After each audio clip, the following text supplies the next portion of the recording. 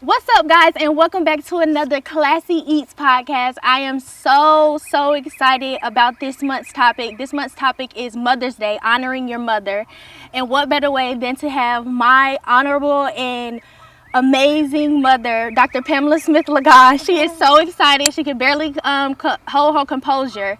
She's so excited. She can barely hold her composure. So I would just like to introduce my mother, Dr. Pamela Smith-Lagan. Today we're going to be talking about different topics about childhood, both of our childhoods, raising a child, and what it's like to raise a child in this generation. Well, thank you, London. I'm excited to be here on Classy Eats and Conversations. I've been wanting to be a guest for a while, so now since I've earned the title of mom, and this is your topic, Mother's Day and how to honor your mom, I am honored to be your special guest. Well, that's good. So today we're going to get started and jump right into it. So I'm going to pass it over to my mom, and she's going to start off the podcast for today. Well, I'm excited, as I said, to be a guest here on Classy Eats and Conversations. We are not only honoring mothers because Mother's Day is May 9th, which is tomorrow. However, today is my daughter's birthday. Today is May 8th, 2021. London was born May 8th, 1996, and I have made that day a national holiday. I was excited to learn that I was pregnant with her back in August, and I prayed for twin girls. God did not honor that request. However, he blessed me with a beautiful daughter. London means the world to me, so as we share in Mother's Day, I want to share with her, on her stage, how important she is to me and to honor her on her birthday. So, having you was a blessing. It's been a challenge raising you to be an independent person. Sometimes she can get a little too sassy, but I never wanted to stifle that creativity. So what do you enjoy, or what have you enjoyed most about your childhood? So my childhood, I feel like I had a great childhood.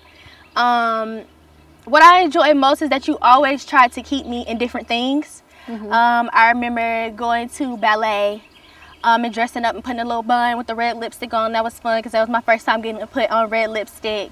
I remember the piano lessons. I remember going to volleyball. I remember going to the Boys and Girls Club and just trying different things.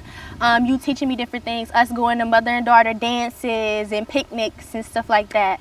I love my childhood. It was fun. It was fun. Well, that's what I tried to do, was to create a fun, memorable childhood. I know for me, being a parent was difficult. I did not think, or really did not want to be a mom, and London knows why and understand why. It's not that I did not want her. When we look at you didn't want me. No, I'm just playing. No, I did.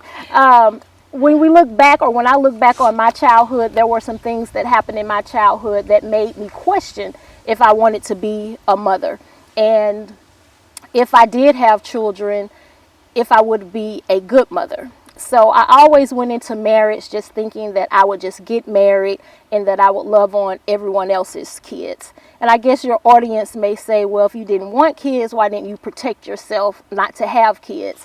And as I told you, I was taking Depo, and the doctor told me that it would take approximately 8 months for me to become pregnant to get the Depo out of my system. I was married, and so it did not hold true, and I became pregnant within 4 months. When I found out I was pregnant that August, I had a range of emotions. But I knew that I wanted to have a baby girl, and that's what I prayed for.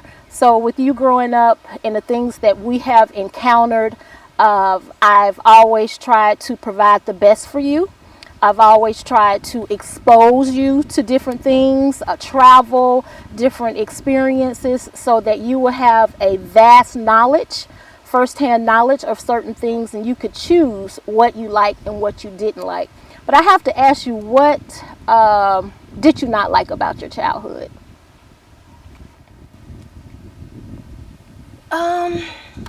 What didn't I like about the childhood? It was different being in a hot seat. I would say that there weren't too many things, or there weren't a lot of things that I can think of that I didn't like about my childhood. I just do remember a time of you not being there just a little while. When I say a little while, I don't mean like years. I just mean like a year, maybe 2 years that I can recall. But looking back on it now and me being at the age that I am, I just realized that you were working trying to provide a better way for me. So it was just during those times, those were the memorable times that I remembered. So it was just kind of like you weren't there, and in being that young then and being in that time then, it was just like, well, why doesn't she want to hang out with me, or why doesn't she want to do this? And I'm calling her and she's not answering her phone. And knowing now, it was just you were in school, you were going to night school, waking up, going to work, and then still trying to like entertain me and make sure that you show the love and stuff. And another thing I would say was having a father in my life. But that didn't have anything to do with you. That was completely out of your control. I'm pretty sure if you could have grabbed him by his ear, made him sit down and do what he needed to do, you would have done that, as you've done everything else in my life. But you can't control people, and you can't control the things and the paths in which they want to go in life. Right. So those would just be my only two things. Oh, and having more siblings. Yeah. I did not like that. You did good to get here. So I was thankful for you, but I really didn't have a desire. I did have a desire to have other children, but it didn't work out that way. Your father and I divorced when you were very young. You were 5 when we went through the divorce, and the divorce was final when you were 6. And I think as a mom, there are no blueprints that I could follow, and no books that someone could give me so that I could read up how to do certain things. I have had a lot of friends which have hurt my feelings from time to time, because with your dad being out of your life, I tend to overcompensate. And by that I mean going out of my way to make sure that to make sure that you're happy. And I think in some regards I have stifled you, meaning that I do think you have sometimes a sense of entitlement, that I should get this, I deserve this, and sometimes I'm giving and not making you work for things. That as a parent is my regret. I was raised by my dad ever since I was 14, and I remember my dad, I think he kind of overcompensated for my mom being absent, and I wanted a car. Oh, I wanted a car so bad. And at the time, I guess maybe he couldn't afford it. So he would work overtime or do what he needed to do, because I wanted this certain kind of car, not just a little put around car. And he worked to get me that car. And I really appreciate it. I will never forget, I was in college and I'm driving, trying to put on some lipstick to get to a Kappa party. And ran into the back of somebody's car, and it totaled the car. And what he told me, I'll never forget it, he said, that car came too easy for you. You didn't have to work for it. So he said, if you want another car, he said, you will come with $1,000 down payment, and I'll co-sign for you. And you will pay the monthly car notes, and I'll pay the insurance. I thought, wow. I did, and it surprised him. Because when I was in college, he would send me $100 every 2 weeks, which is probably not a lot for you millennials, but back then in the 80s, that was a lot. And so I had my own apartment, so I saved up my money. And when I came home that year, I remember it was around my birthday, March 25th, and I gave him $1,000, and he was shocked. And he went and got me my car, and he put it in his name, but I had to pay him every month for the car.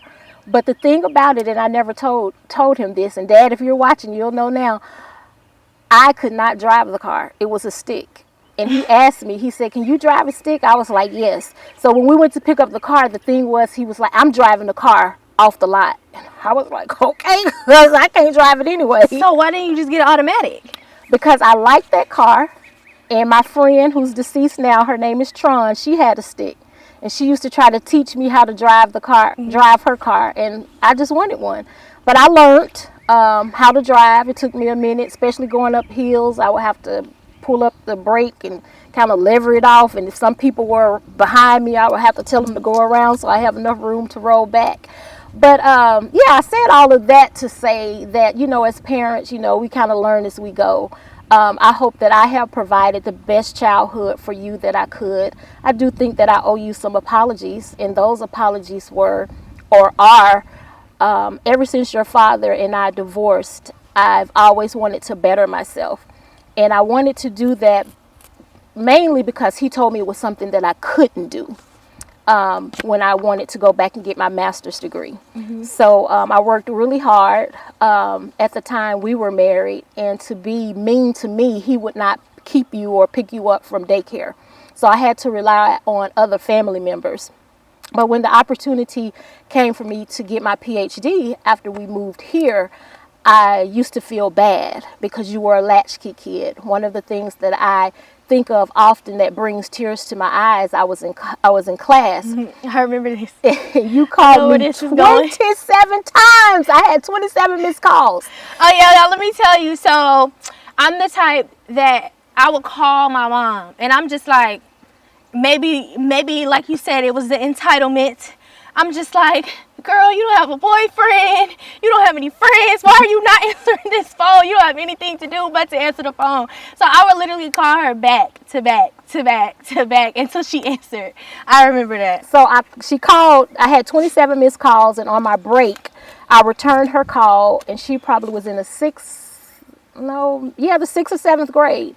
And she said to me with tears in her voice, I'm at home, it's raining, and it's thundering and lightning, and I'm afraid. And I was like, well, London, I'm in class. And you was like, well, can't you tell your teacher that you have a little girl at home, they're scared?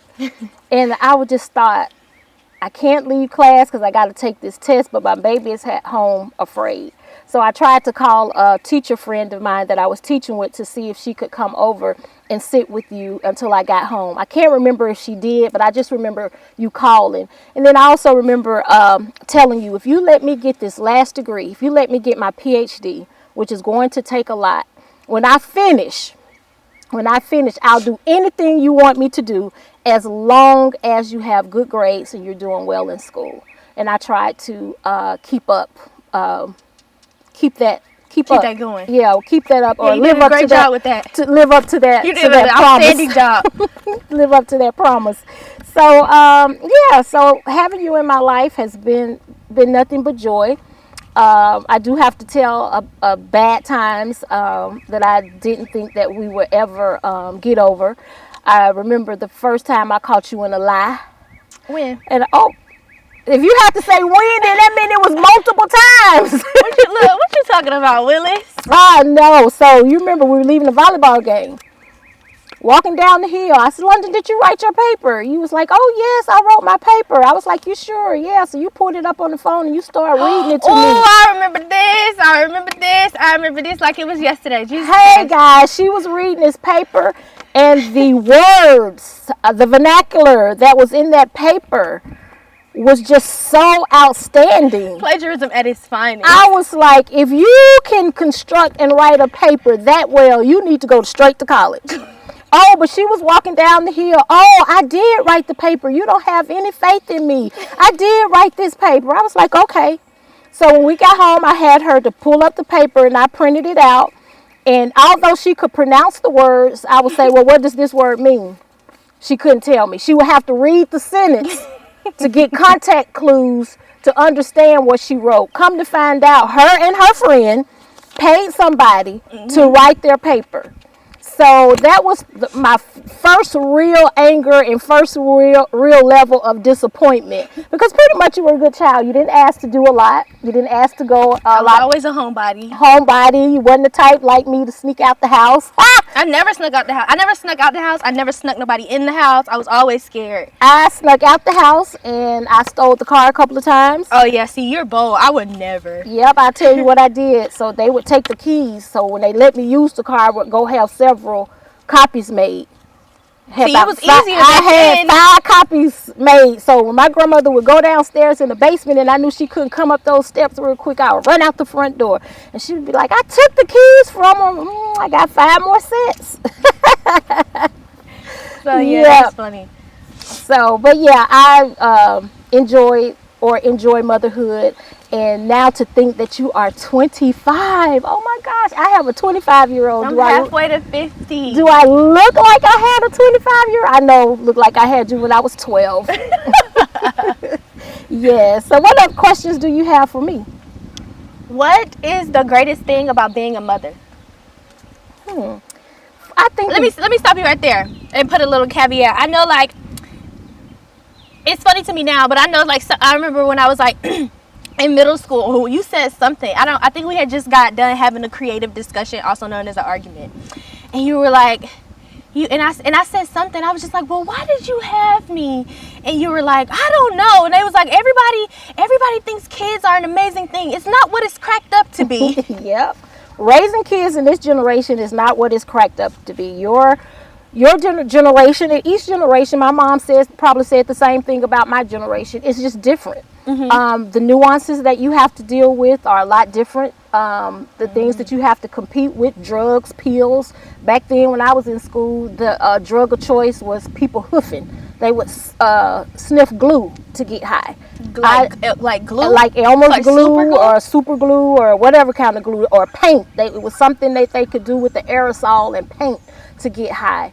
I don't remember my generation dealing with a lot of pills in my era. It probably was maybe at some more affluent schools, but a lot of the kids that I went to school with, that was what they did, their drug of choice. I think marijuana's probably always been around, but now since it's being legalized, it's different for your generation with the edibles and all of those things. I just try to remember what my mom told me, and I did ask you if you mind if I shared this, because I think a lot of parenting comes from how you were raised.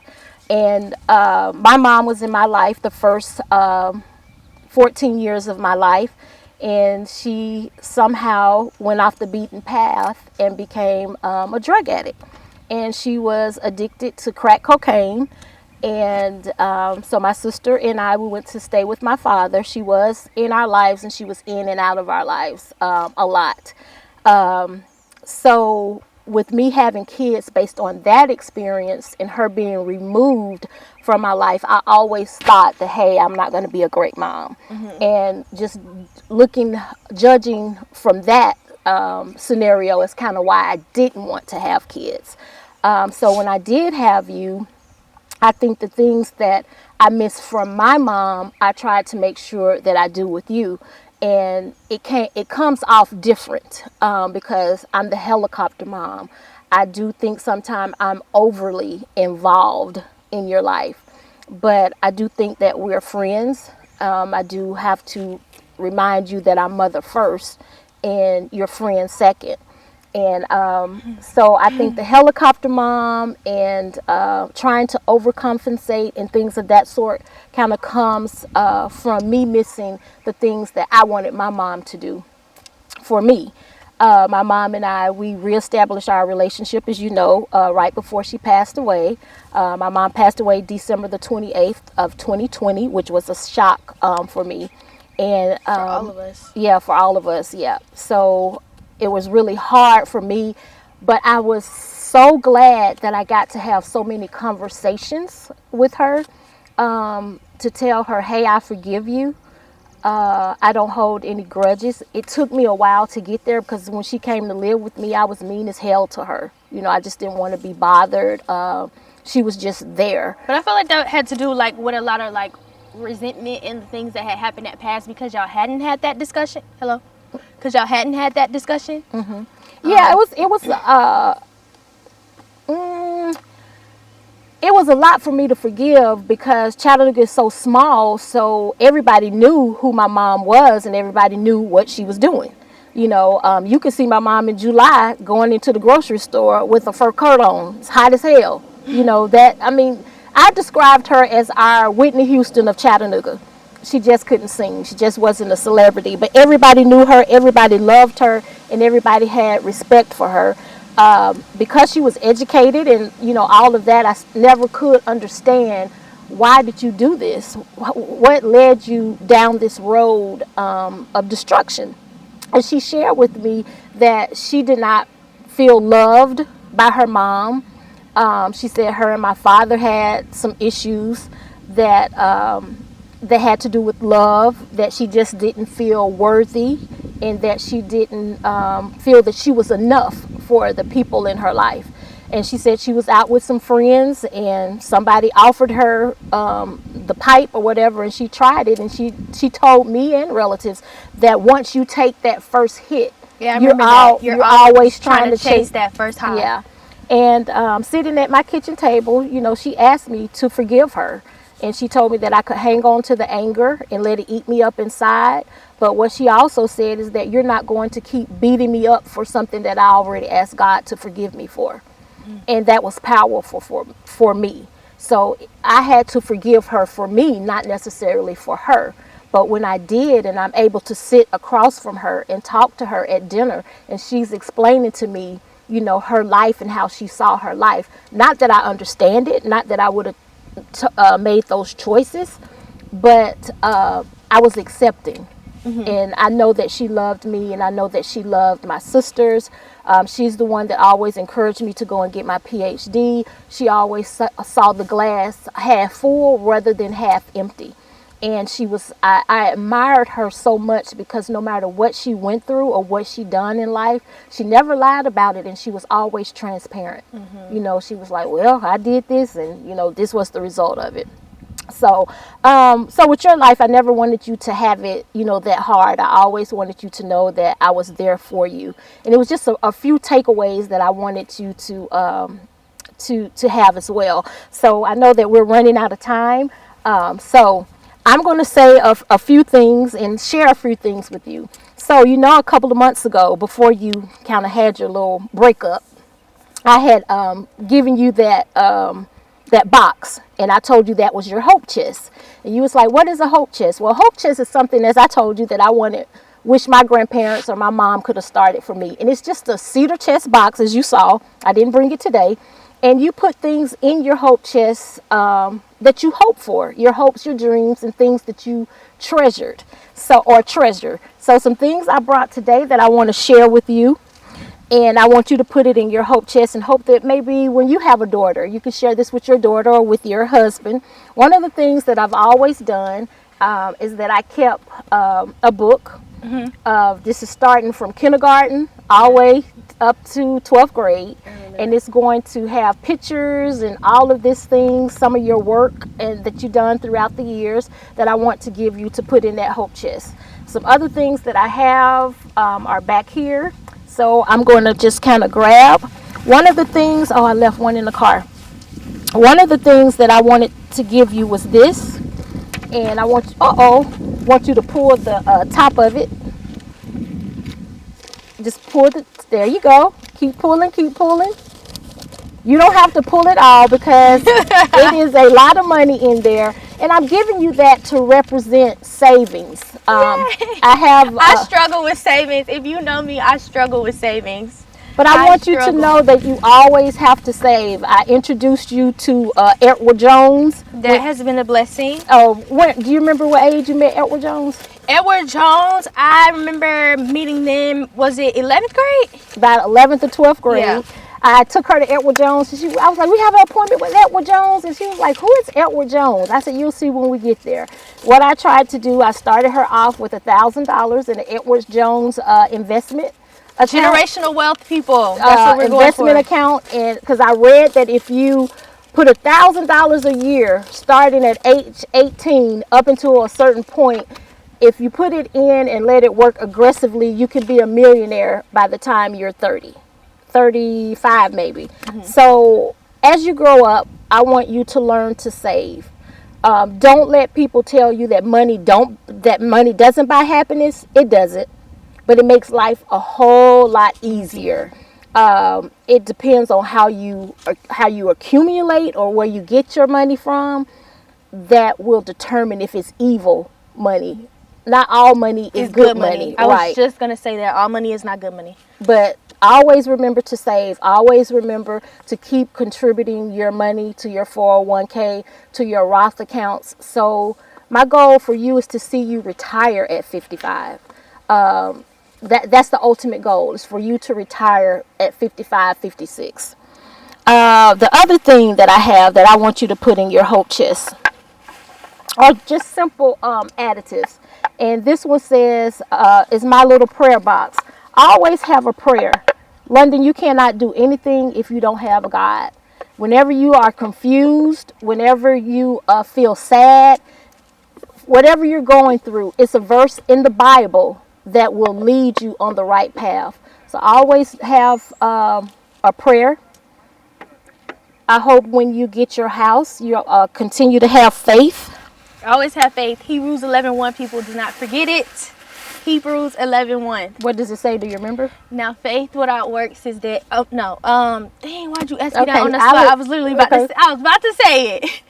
I always have love. Okay. You need a house full of love. The other thing that I brought, Hebrews 11:1. Now, faith is the substance of things hoped for and the evidence of things not seen. I want you to remember that love is patient and love is kind. If you meet somebody and they say that they love you, if they're not patient with you, if they're not kind, then they're not for you. So I hope your house, your home is made up of love, faith, and true hope. Love. Yes. The other thing that I brought you that I want you to put in your hope chest. Is that your wedding veil? This is my wedding veil. Not that you have to wear it, but I want to pass it down to you. I've never seen this. When you turn 25, this is what I wanted to give you to go in your hope chest. Let me see. This is my wedding veil. Wow, this is like, oh, it still has makeup on it. Well, duh. And this is my bouquet. I've never seen this. Where has this been hiding? It's been in the attic. But I always said when you turn 25, this is what I was going to give you. Aw, thank you. So you add that to your hope chest. And then the other thing to go in your hope chest is that you will go from Miss to Mrs. one day. That is the ultimate goal. I hope one day you will become a mother. Oh, is this a handprint? Yep.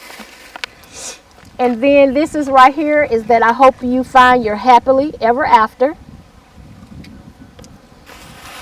And then the other two things that I want to share with you is that I had this diaper bag and it has Future AKA on it.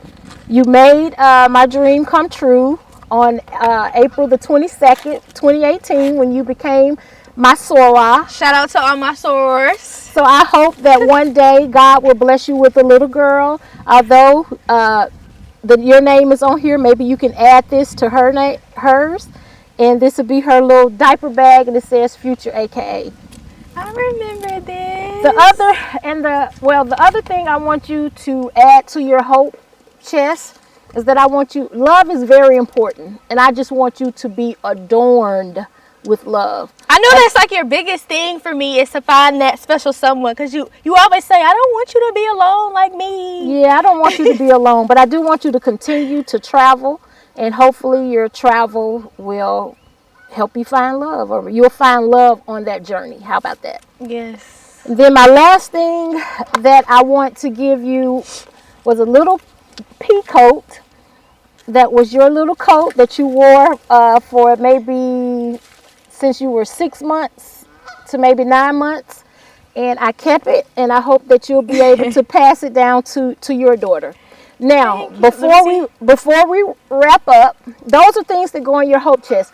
One more gift that I do want to reveal that I'm very proud of is that I started journaling when you were 1 year old, because you couldn't have a birthday party on her first birthday because she had chicken pox, and I wanted to have that birthday party so bad. My grandmother told me that I was crazy if I did it because all the other kids would catch chicken pox.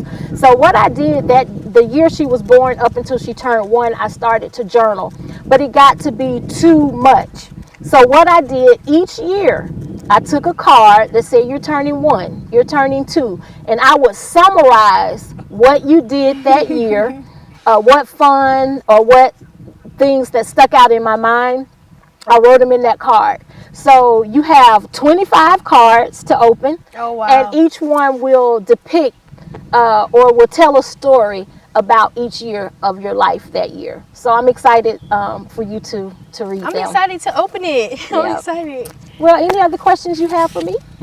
I don't have any more questions. What we're going to do now is we're going to take a slight intermission, and then we're going to come back, and then we're going to invite more family and friends on so that way we can talk and get their standpoint and views from being a mom. So stay tuned, guys, for part 2.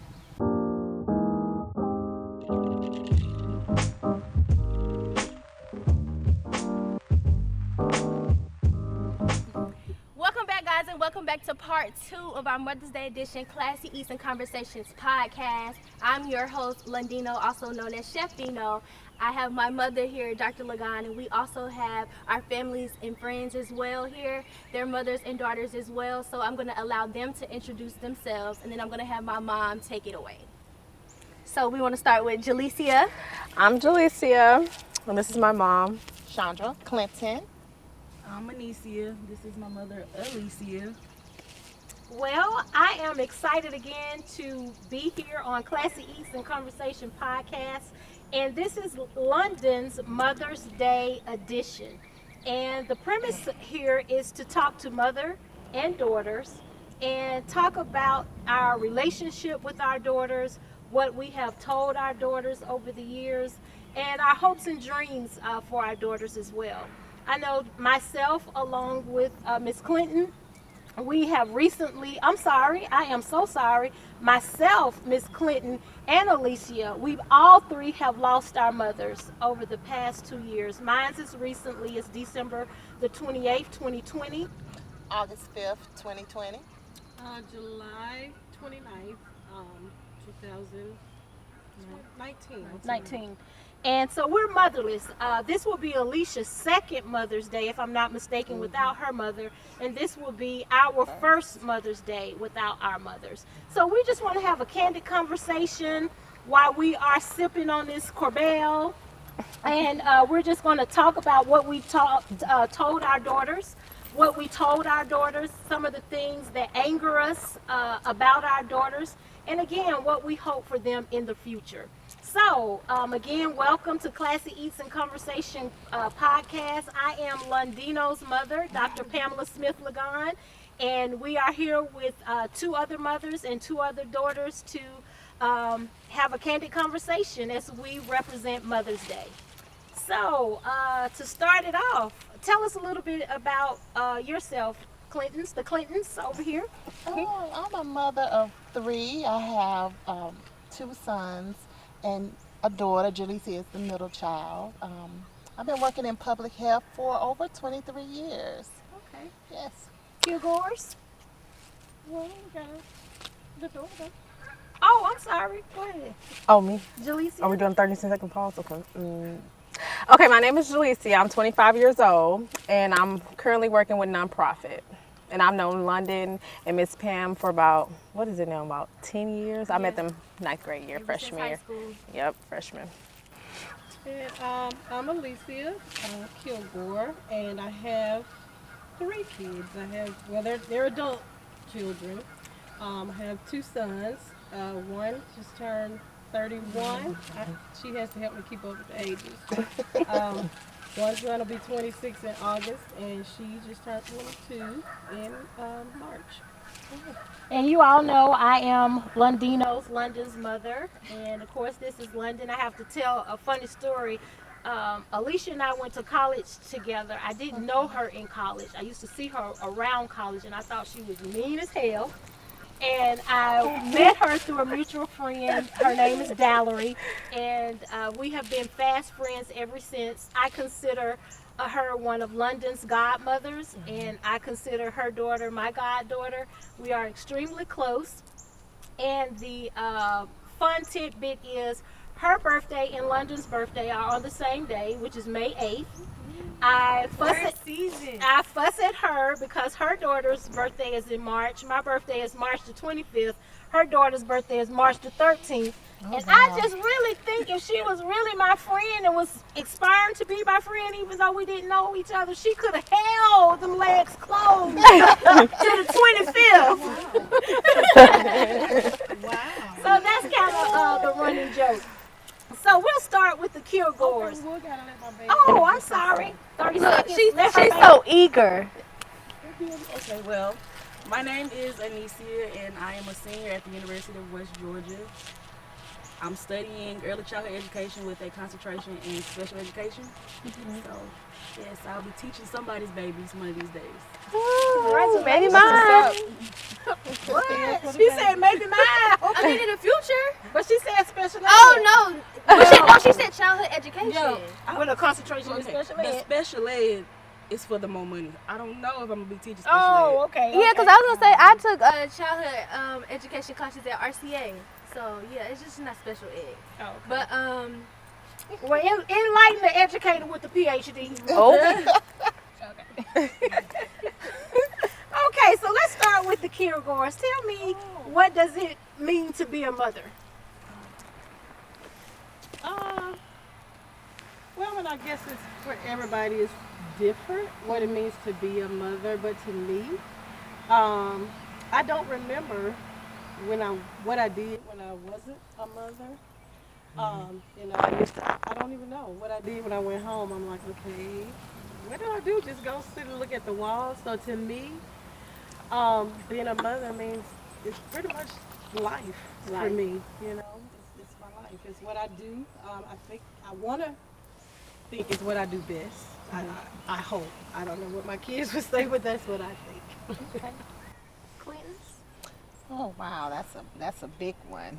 To be truthful, what it is to be a mother, I think at first it's really scary because you got these little people, and you got to make sure they have everything they need. You need to make sure they grow up right. So it was hard trying to make sure everything was okay. But as I grew older, I knew like things are not going to be perfect. You got to learn.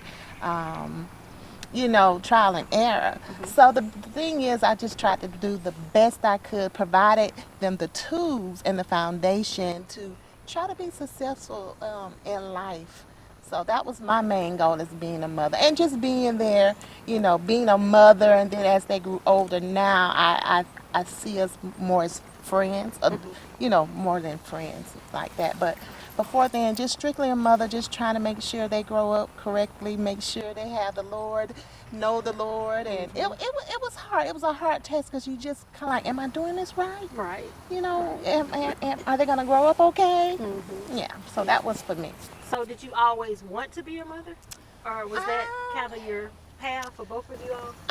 For me, I think when I went off to college, I wanted a family because I wanted a whole family. I wanted the husband, the kids, the White House. So yeah, that was in the plan. Okay. That was in the plan. Kilgore? I can't say that I always wanted to be a mother, because as I think back, I had a cousin that we were very close in age, maybe like 14 months apart. She would always say, I want to have 10 kids, and she has 5, and I would say, oh, I don't want no babies. And so I don't think I could always say I wanted to be, but and now that I am, I Can't see I it any love other it. way. Yeah, I think it's my biggest accomplishment. Yeah. I think for me, as I shared in part 1, my goal was to never be a mom. I didn't have a desire to be a mom, and I shared this with London to kind of a while back to kind of let her know my feelings. Because of my situation with my mom, which you may not know, but Alicia does know, that when I was 14, my mother, she was a drug addict, and I was raised by my father. So we kind of, I don't want to say we had an estranged relationship, because I always loved her, and she would pop in and do what she could when she was able to, or when she was clean, so to speak. So she had a presence, although it was sometimes invisible. But because of what I endured with her, it kind of put I don't want to say a nasty taste, but that desire wasn't there, because I was like, I didn't think I would be a good mother. When I became pregnant, I was depressed for a couple of months. And then I just kind of accepted God's calling. This happened, it happened for a reason. And today I wouldn't have it any other way. She's my one and only. I do spoil her. I do wish I would have had the opportunity to have at least one more so that she would not be an only child. But that is what it is, and I accept it. I love this role, this title. I think it is my greatest accomplishment. So I'm happy through trial and error. I hope I didn't mess up the child life. Hope I can say that I did some things right. And for me, taking my motherly tactics or my motherly advice, I have done that vicariously, if I said that correctly, how she has raised her children. I can remember when I was coming up, like I said, I was raised by my father, and a man doesn't know what to do with two girls. And what I noticed when I got ready to do certain things, if my friend or my best friend's parents would let her do it, then it was okay for me to do it. And that was one of the questions, he would say, well, is Tisa going? Is Tyra going? Is the Boston's letting Tyra go? And if so, he was like, well, okay, I guess you could go. But if she couldn't go or whatever, so he kind of based things, my activities off of my friend's activities. So trial and error, I think she's turned out halfway decent. So halfway, we still got some work to do, Anissa. So what are some of the fails that you think as a parent? What are some of, if you could have some do-overs? Oh my gosh. If I could have a do-over, my do-over, because even though my mom's situation, that's one thing she has always pressed upon my sisters and myself is education. When I was little, she would always say, I want you to go all the way, all the way. I never understood what all the way meant until I got older to get a PhD. And I never thought that it would be something that I would be able to pursue, but the opportunity presented itself, and was disappointed because she wasn't able to attend my graduation. But I had Alicia there and other family members that made it special. But having said that, one of my do-overs would be that I would have done it earlier so that I wouldn't have to rob her mother-daughter time and make her a latchkey kid, because while I was working on my PhD, she was a latchkey kid. Get off the bus. One of the things we would do on Wednesdays, I'm not a great cook, she knows, I know, but we would get in the kitchen, and one of the things I can remember, We all know. That's why she up there chuckling. We know. You burn water, baby. It's okay. one of the things that we would do and that she loved so much was spaghetti. So I learned how to make baked spaghetti. So I would make the baked spaghetti and I would freeze it, and I could cut it up in chunks so she could just put it in the microwave and heat it up when she came home from school. So that was one of my biggest regrets. My mom would always tell me before she got into that situation, make sure you do everything you want to do before you have kids. And I wished those were the things that I would have done so I wouldn't feel like I robbed her from her time. As you were talking, I kind of thought back, and I think the only thing I can think of right now that I would have done if I could have a do-over, my oldest son, he was my first, so I didn't really know. I'm like, okay, what do I do when it comes time to do this, or when it comes time to do that? Well, when he graduated from high school, he had two schools that were offering him a full ride to play football. Well, one of the schools he didn't want to go to. It's too far. He came up with every excuse. It's too far. I don't want to go there. And so I ended up letting him pick where he wanted to go, which he didn't have a scholarship to go there. So I'm still paying for that now. So if I think if I had to do over, I would do that different and advise him differently, push him harder. As I think back, he didn't want to go that far away from his mama. So, I should have pushed him out of the nest, But I hope I didn't do it backwards with the other two, because I kind of just threw them out. I was like, okay, well, you going. I don't care if you want to go. So hopefully I didn't mess them up trying to fix what I did to him. So. All right, Clayton. For me, I think I would have been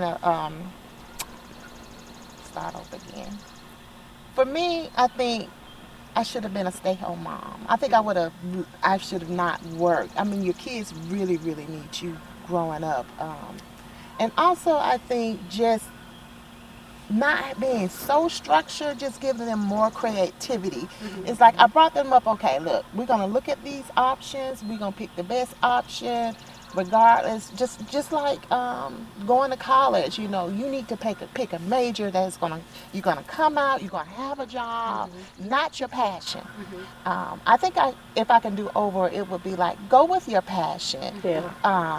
Do what you like, you know, because this world is not like how we were brought up, you know. It's just not. They're not 20-year jobs that you can just go to anymore, you know, so things are different. So I think, you know, just giving them more creativity and not so much structure far as, you know, just with life period, because life, how I grew up, is nothing compared to what they're going through right now. Exactly. We did have that conversation. It's earlier. totally not. The millennials are different, and the things that they are experiencing in your generation is a lot different than what we experienced in ours. The bullying, the drugs are different, more accessible. You know, I was telling London earlier, back in my day, I don't know about yours and Alicia, but the kids were into hoofing, spray paint. You know, I was telling her in the more affluent neighborhoods, perhaps they were using more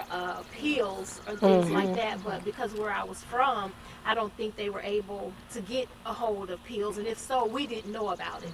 So the marijuana, you know, the hoofing and things like that were more prevalent than it is today. Today you got edibles, social media. You got the social media is a huge influence. It really is. And then you have the edibles, and then you got the hookah. I kind of like the hookah, but you didn't hear me say that.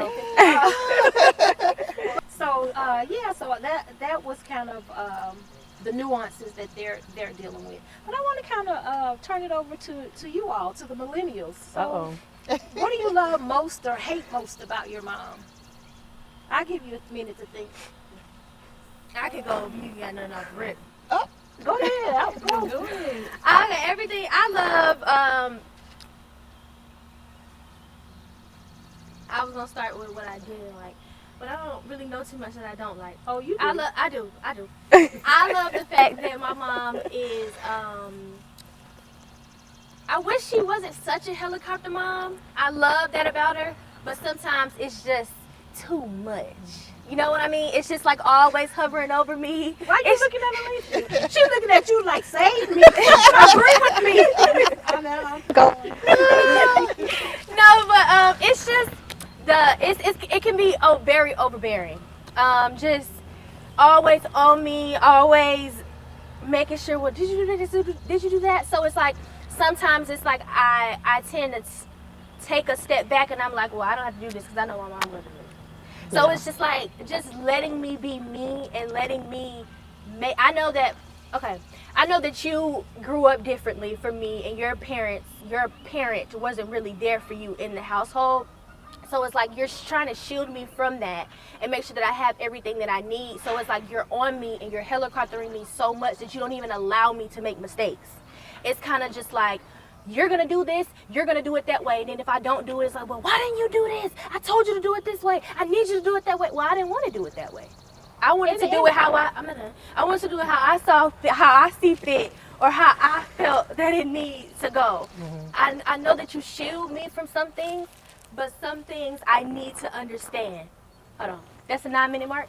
Okay, so we only got 9 more minutes. Wow. But the things that I love that you are always lending a hand and trying to help me. Like with my podcast, you're so engrossed.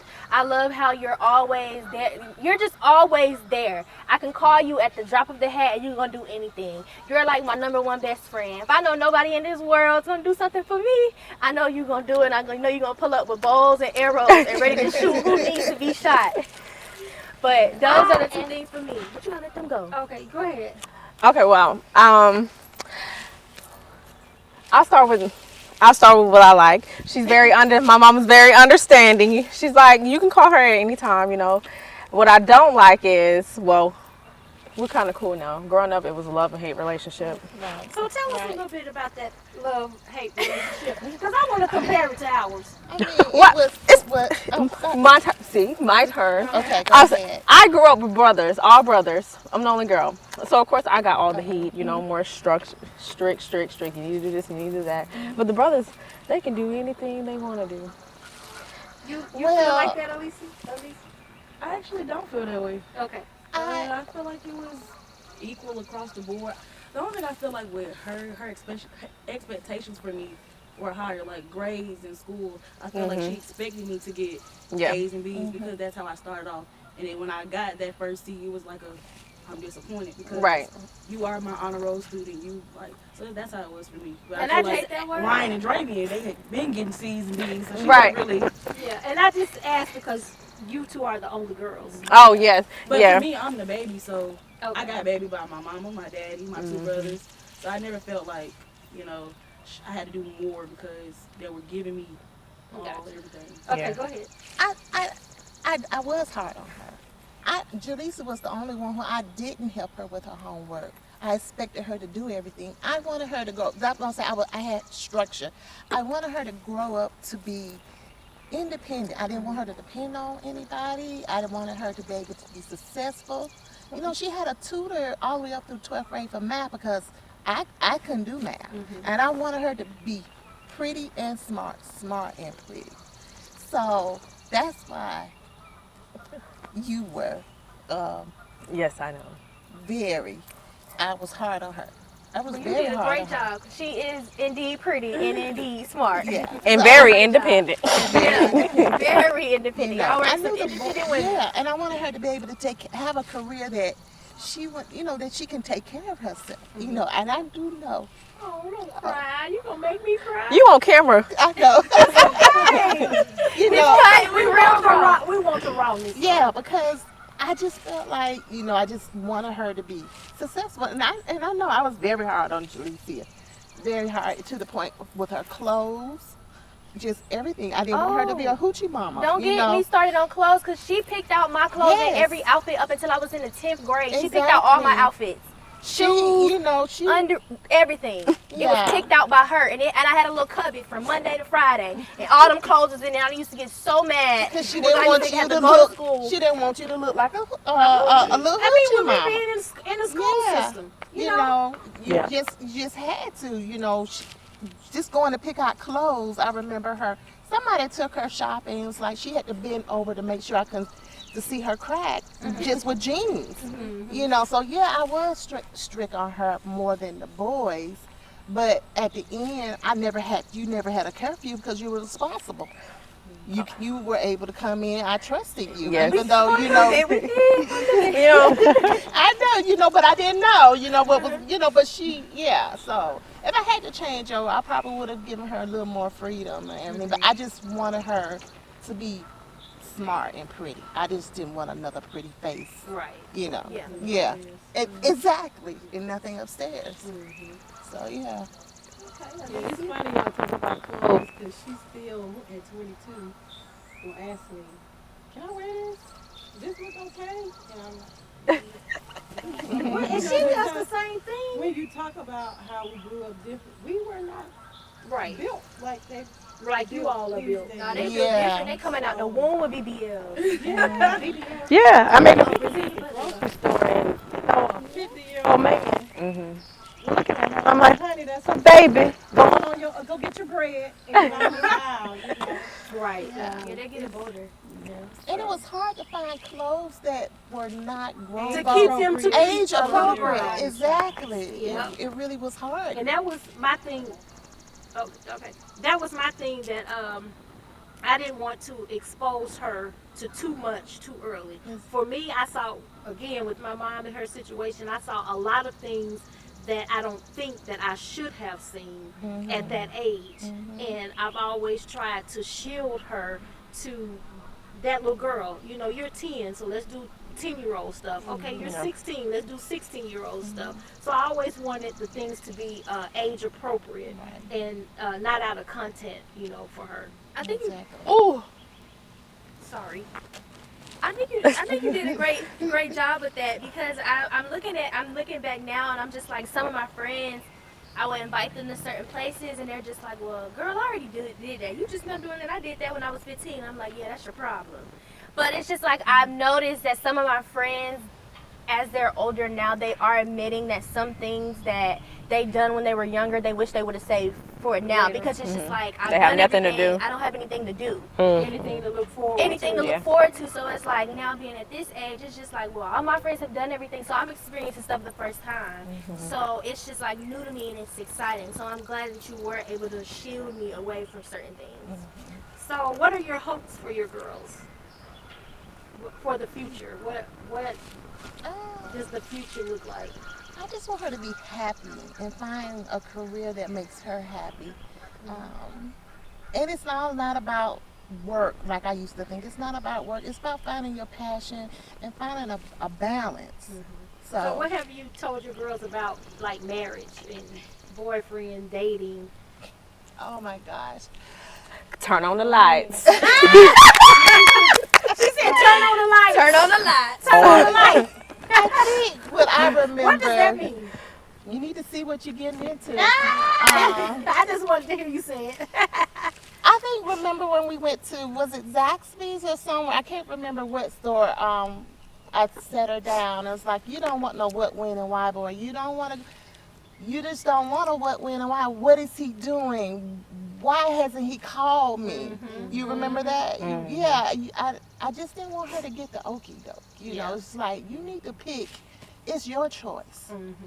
It's your choice. You need to be able to pick, and you don't want to be sitting in your bed in college crisscross, you know, wondering, what happened? Why do I, why he hasn't called me? We too player for that. Yeah. Oh, yeah. Never let him see you sweat. Yeah, but still, sometimes that's what I remember, the what, when, and why. You don't want anybody like that. Yeah, you just don't want that feeling. Alicia? Well, for her, I hope she ends up with somebody that that loves her.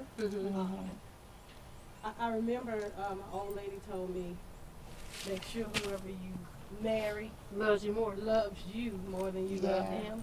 I've said that too. I try to balance it out, but hopefully she will not be the one always, sacrificing or always, oh well, I got to do this for him, but he's never doing it for you. So she's very rigid when it comes to men. So right now, I hope she'll just let down her guard a little bit and let somebody over the wall.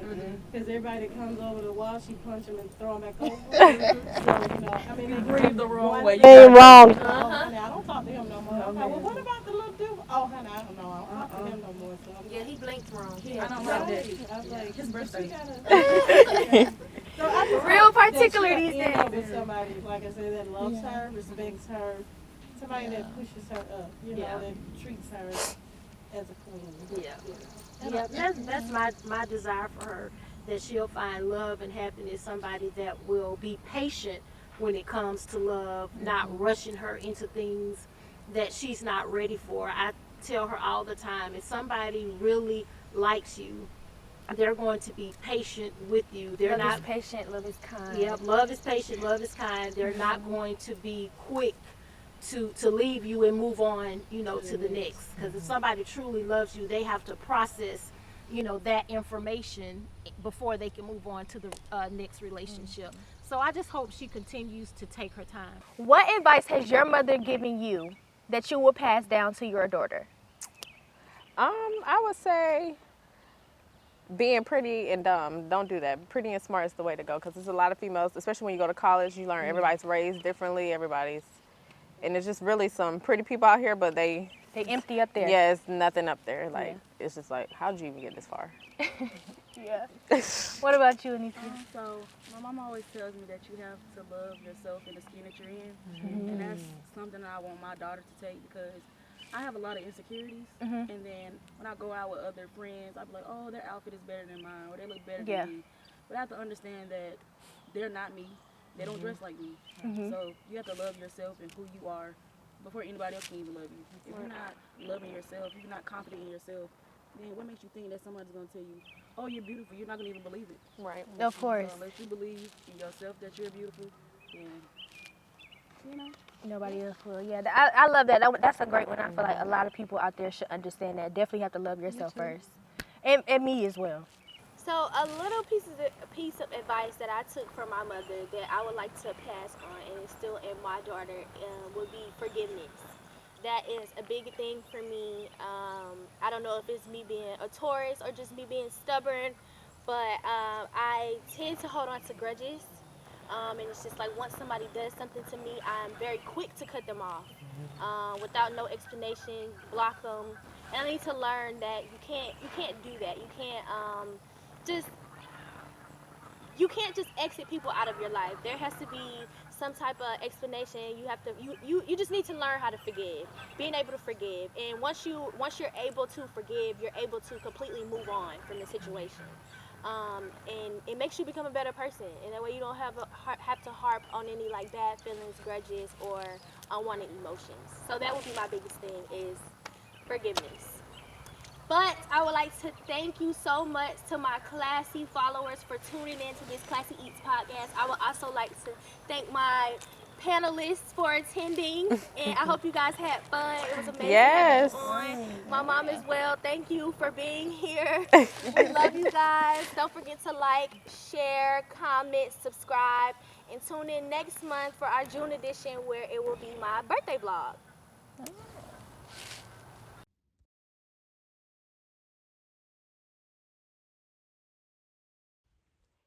And a special shout out to RZ and Z Productions for filming the podcast. Thanks again, Stephen. You're welcome.